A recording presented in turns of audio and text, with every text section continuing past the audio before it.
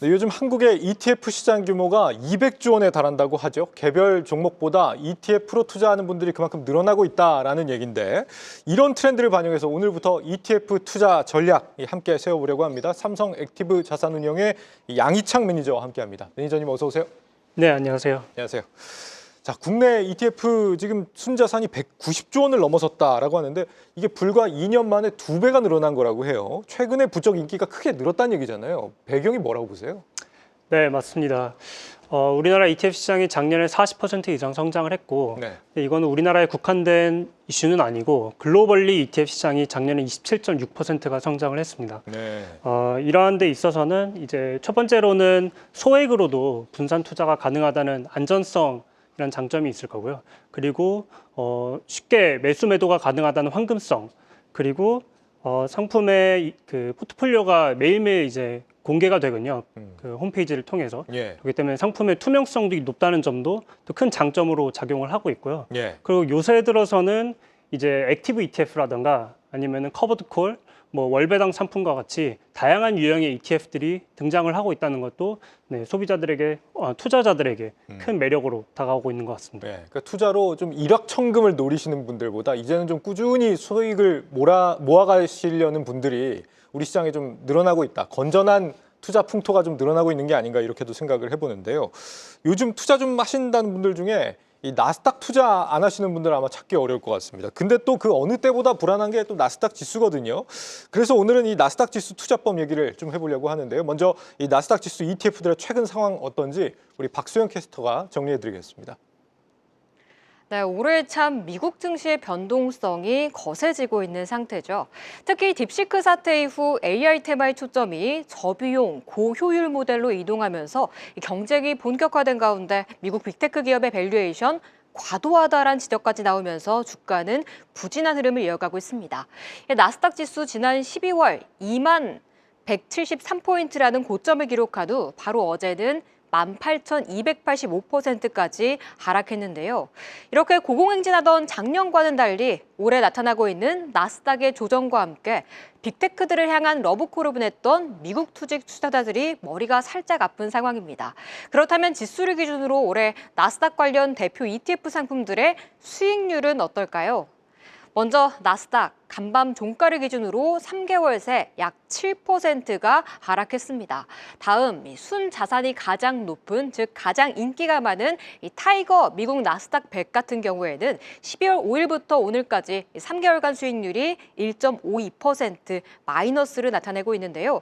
지수 대비 좀 선방했다고 볼 수 있겠지만 두 번째로 인기가 많은 상품 보시면 타이거 미국 필라델피아 반도체 나스닥으로 꼽히고 있습니다. 이 상품은 6% 하락하면서 지수와 거의 비슷하게 부진한 성적을 내고 있습니다. 지수보다는 그래도 낫네라고 볼 수 있지만 또 한편으로 갸우뚱하는 게 우리가 알다시피 지수는 부진했지만 그래도 그 안에서 종목 장세는 나타나지 않았습니까? 나스닥 관련 상품들은 수익률이 다 안 좋았을까요? 먼저 키움, 미국 방어배당 성장 나스닥 상품은 3개월간 3% 상승하면서 지수를 이겨냈고요. 에이스, 미국 나스닥 100 채권 혼합 액티브 또한 2.56% 오르면서 꾸준한 수익률을 내고 있습니다. 나스닥이 약 7% 부진하권과는 다른 모습인데 왜 그런 걸지도 한번 살펴보시죠. 키움 미국 방어 배당 성장 나스닥 상품 같은 경우 방어나 배당이란 이름에서도 보이듯 구성하는 종목들이 코카콜라, 존슨앤존슨 등 헬스케어나 필수 소비재, 유틸리티 쪽 비중이 높기 때문입니다. 이렇게 종목과 섹터 비중에 따라 수익률도 냉탕과 온탕으로 나뉘고 있는 ETF는 투자할 때 어떤 포인트로 전략을 세워야 하는 걸지 이어서 살펴보시죠. 네. 나스닥 ETF 수익률 현황 분석해 봤습니다. 최근에 이 미국 시장 굉장히 좀 부진한데 해외 주식형 ETF는 수요가 좀 탄탄하다는 것 같아요. 네, 2월 들어서 해외 주식형 ETF 순자산 증액은 4.2조 원에 달하는데요. 이거는 작년에 인기가 계속 이어지고 있다고 판단하는 게 맞습니다. 아무래도 AI, 로봇, 혁신, 바이오 산업 같은 이런 혁신 산업의 1등 기업들은 대부분 여전히 이제 미국에 상장되어 있고, 그리고 요즘에 또 해외 주식에 대한 정보도 접근이 좀 용이해졌기 때문에 국내 투자자분들의 해외 주식 ETF 선호가 계속 이어지는 것으로 보고 있습니다. 지금의 조정을 어떻게 보면 저가매수 기회로 삼으시려는 분들이 또 늘어나지 않을까 이런 기대도 해보게 되는데 나스닥 지수 조정을 매니저님은 좀 어떻게 평가를 하고 계신지 궁금해요. 지금은 이제 하락 그 저가 매수의 기회가 된 것인지 아니면 추가적인 약세장을 우리가 염려해야 되는 시점인 것인지 어떻게 보고 계신 거예요? 네, 일단은 지금 나스닥 지수 조정은 크게 두 가지 원인으로 보고 있는데요. 네. 일단 트럼프 정부의 불확실성이 계속 확대가 되고 있고요. 그리고 AI 투자, AI 캐펙스에 대한 우려가 딥시크 사태 이후로 좀 확대된 부분이 있습니다. 네. 일단 트럼프 불확실성 같은 경우에는 계속 좀 지속이 될 것으로 보고 있기 때문에 지속 변동성은 좀 이어질 수 있다고 보고 있고요. 그리고 특히 이제 작년에 나스닥 지수가 워낙 좋았었기 때문에 차익 실현 매물이 계속해서 나오고 있는 상황입니다. 예. 그럼에도 불구하고 중장기적으로 보면은 결국에는 혁신 산업의 1등 기업들은 여전히 지금 미국에 상장되어 있기 때문에 미국 투자 계속 하시는 것을 추천을 드리고 나중에 이제 저희가 반등을 노려봤을 때 지금의 하락을 저가 매수 기회로 노려봤을 때는 역시나 혁신 산업의 1등 기업들 중심으로 반등을 노리는 전략이 좀 유효하다고 보고 있습니다. 예. 그리고 그 딥시크 사태에 대해서 좀 말씀을 드리면 네. 이제 그 AI 학습하는 과정에서 이제 캐펙스를 조금 더 효율화해서 지금과 같은 많은 투자 비용을 들이지 않더라도 AI를 학습할 수 있다라는 이제 논리가 이제 퍼졌었는데 그 이후에 나왔던 빅테크 실적들을 보면은 캐펙스는 오히려 상향 조정되고 있는 과정이고요. 그리고 최근에 이제 나온 추론형 AI 같은 경우에는 오히려 데이터 센터가 더 많이 필요하다는 얘기가 나오면서 엔비디아도 이번 실적 발표에서 그 점을 좀 강조를 했었거든요. 그걸 넘어서 이제 AI 시장을 좀 바라본다고 한다면 지금 AI 시장의 중심은 AI 인프라에서 AI 서비스로 좀 넘어가고 있습니다. 예. 과거에 인터넷 산업 같은 경우에도 보면은 통신 인프라가 구축된 이후에 이제 다양한 인터넷 서비스 기업들, 뭐 구글이라던가 뭐 메타라던가 이런 기업들이 나왔었고요. 저희는 AI 시장도 2025년부터는 지난 2, 3년간 구축된 데이터 센터와 AI 인프라를 기반으로 AI 서비스 기업들이 많이 나올 것으로 보고 있어서 예. 만약에 반등을 노리신다면 AI 서비스 관련 1등 기업들, 리더들을 좀 담는 것을 추천을 드리고 있습니다. 네. 사실 나스닥을 뭐 단기 투자로 하시는 분들은 잘 없을 것 같아요. 대부분 다 이제 10년, 20년씩 생각하면서 투자를 하신 건데 혁신 섹터의 1등 기업들 좀 반등을 노려볼 필요가 있고 AI 산업은 AI 인프라에서 AI 서비스 쪽으로 좀 전환하는 흐름을 지금 보이고 있다 말씀을 주셨습니다. 투자도 그렇게 따지면은 AI 서비스 쪽으로 좀 초점을 맞출 필요가 있겠습니다. 네. 그 말씀드렸다시피 AI 산업의 패러다임이 지금 좀 전환되는 과정에 있고 네. 올해는 이제 AI 서비스 시장이 개화되는 시기로 저희는 보고 있거든요. 그런 측면에서 단순히 이제 나스닥 지수에만 투자를 한다면 그런 변화에 좀 뒤처질 수 있다라고 말씀을 드리고 싶고요. 네. 뭐 자연스럽게 좀 효과적인 나스닥 투자법, 나스닥 지수 투자법에 대해서 말씀을 드리면 이런 산업의 변화가 빠르고 주도 기업이 바뀐다는 점을 고려했을 때는 단순히 나스닥 지수의 패시브형으로 투자하기보다는 액티브 ETF로 투자하는 것을 추천을 드리고요. 네. 이렇게 말씀드리는 이유는 많은 분들이 이제 혁신 산업에 투자를 한다고 했을 때 그 혁신 산업의 대표 지수인 나스닥 투자를 하십니다. 네. 보시면 이제 나스닥 지금 지수 상위 종목 비중 띄어져 있는데요. 예. 1등 애플이 12%가 담겨 있는데 사실 애플은 최근에 아이폰 판매량 둔화를 겪고 있는 상황이고 그리고 AI 혁신연에서 상대적으로 좀 열의에 있다는 평가를 받으면서 주가가 좀 지지부진한 모습을 보이고 있습니다. 그리고 AI 서비스의 1등 기업으로 불리는 팔란티어 같은 경우에는 여기에 지금 표에는 보이시지 않지만 17위로 0.62% 비중으로 나스닥에 담겨 있어요. 예. 그래서 올해 이제 AI 서비스 시장이 주목을 받고 있는 상황에서 AI 서비스 시장의 리더인 팔란티어의 익스포저를 가져가고 싶다면은 네. 단순히 나스닥 지수 투자보다는 팔란티어 비중이 좀 더 높은 액티브형 상품을 찾아볼 수 있을 것 같습니다. 단순히 나스닥 지수 ETF에 투자를 하게 되면은 이런 트렌드들을 제대로 못 따라가기 때문에 이런 말씀이신데 지수 투자를 한다는 개념에서 혹시 또 아쉬운 점들이 더 있을까요? 지금 말씀하신 거 외에?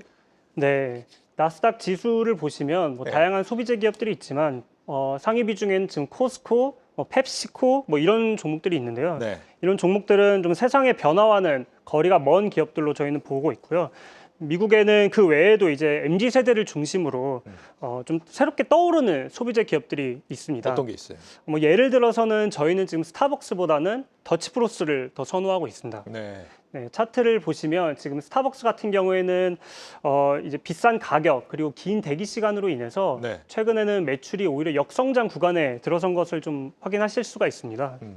네, 반면에 지난달에 이제 1000번째 매장을 돌파를 하면서 더치브로스는 좀 성공적인 SNS 마케팅이라던가 네. 다양한 음료 라인업 그리고 이제 가성비를 앞세워서 빠르게 성장을 하고 있는데요. 미국 기업인가요? 네, 더치브로스? 미국 기업입니다. 네덜란드 아니고. 네, 네. 미국의 이제 네덜란드 형제가 1992년에 설립한 기업인데요. 예. 지금 차트 보시면은 더치브로스의 매출액 그리고 매출액 성장률이 굉장히 이제 높게 나타나고 있고 예. 최근에도 30%대 높은 매출액 성장률을 기록하고 있는 상황입니다.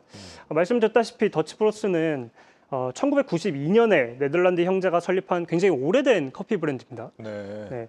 그런데 이게 이제 뭐 남편을 잃은 손님을 좀 따뜻하게 이제 그 직원들이 이제 맞이하는 그런 영상이 좀 SNS로 바이럴 탔었고 그러면서 이제 자연스럽게 마케팅이 됐었고요. 네. 그리고 최근에는 이게 워낙 이제 라인업이 많다 보니까 SNS를 통해서 나만의 더치브로스 커스터마이즈 메뉴를 또 공유하는 그런 트렌드가 불면서 SNS 마케팅에 성공한 대표 기업으로 좀 꼽히고 있습니다. 예.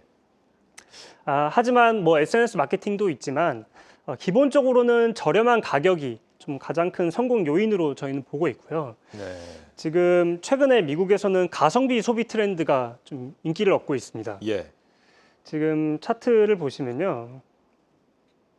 네, 이게 미국 상무부 산하 경제분석국에서 발표한 미국 가계 초과 저축액 추이인데요.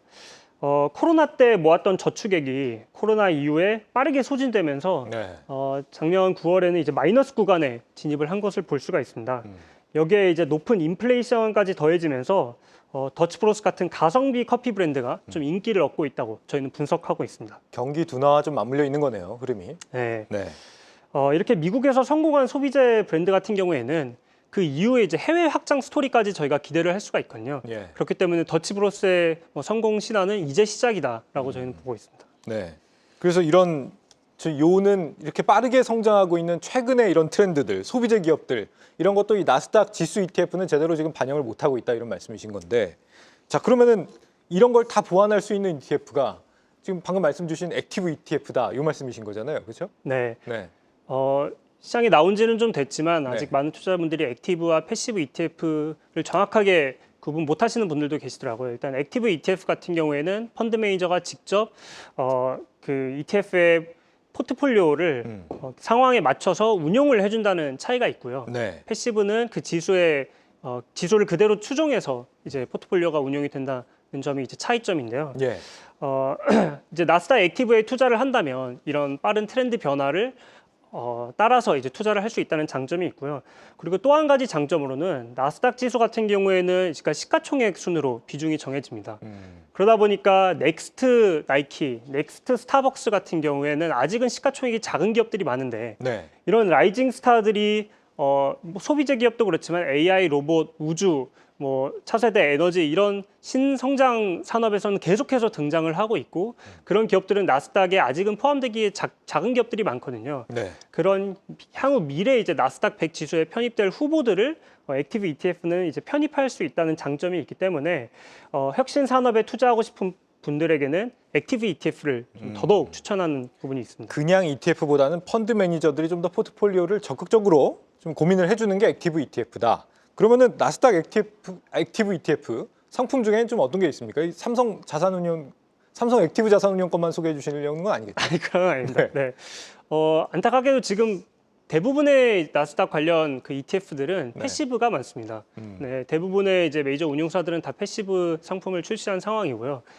나스닥 액티브 ETF 같은 경우에는 현재 상장된 것은 2개뿐이고요. 지금 코액트 미국 나스닥 성장기업 액티브 ETF 네. 그리고 타임폴리오 미국 나스닥 100 액티브 ETF 이렇게 이렇게 2개군요. 2개가 네, 상장되어 있는 상황입니다. 네. 그래서 지금 말씀드렸다시피 나스닥 지수가 생각보다 그렇게 혁신적인 지수가 아니고 뭐 네. 애플, 마이크로소프트 이런 그 큰 기업들 비중이 굉장히 높게 담겨 있다 보니까 네. 이런 종목들은 이런 그 액티브 ETF들은 말씀드렸던 혁신 기업, 혁신 산업의 넥스트 리더들을 담고 있고 이런 포트폴리오를 홈페이지에서 직접 확인하실 수가 있습니다. 그래서 투자자분들은 홈페이지에서 이런 포트폴리오 변화를 계속해서 트래킹을 하시면은 향후에 이제 공부하시는데도 큰 도움이 될 것으로 보고 지금 있습니다. 보여주신 그 두 개 ETF도 서로 차이가 있어요? 네, 차이가 있습니다. 많은 차이가 있습니까? 네, 이게 아무래도 그 펀드 매니저 재량에 따라서 운용이 되고 있고 펀드 매니저 분석에 따라서 포트폴리오가 다르기 때문에 그 차이를 또 보면서 나의 투자에 반영하는 것도 큰 도움이 될 수 있다고 보고 이게 있습니다. 뭐 구성 종목에서 좀 차이가 있을 것 같다는 생각이 들고 네. 요즘 뭐 팔란티어도 그렇고 기업들의 변동폭이 굉장히 크더라고요. 지금 요즘 들어서 나스닥 지수 안에서도 이런 분위기가 급변하고 있을 때는 아무래도 이런 액티브 ETF가 조금 더 좀 안정적으로 우리가 생각해 볼 수 있는 부분도 있지 않을까 싶습니다. 혹시 패시브 ETF 너무 지금 액티브 ETF 소속이신데 액티브 ETF 얘기만 해주셔서 패시브 ETF여서 좋은 건 없습니까?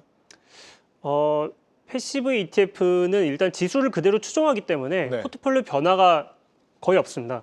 그렇기 때문에 내가 포트폴리오 변화를 민감하게 계속 트래킹하는 게 좀 귀찮은 투자자분들도 계실 수 있고 그런 분들은 그냥 이제 그 예상 가능한 포트폴리오에 계속 투자되어 있다는 점이 패시브 ETF의 장점으로 작용할 수 있습니다. 네, 알겠습니다. 다양한 그 투자 방법들이 있으니까요. 함께 고민을 해봐야 될 것 같습니다. 양희창 매니저였습니다. 오늘 말씀 잘 들었습니다. 감사합니다. 계속해서 다양한 경제 이슈를 알고 싶다면 구독과 좋아요, 알림 설정 부탁드립니다. AI 캐스터 권미정이었습니다.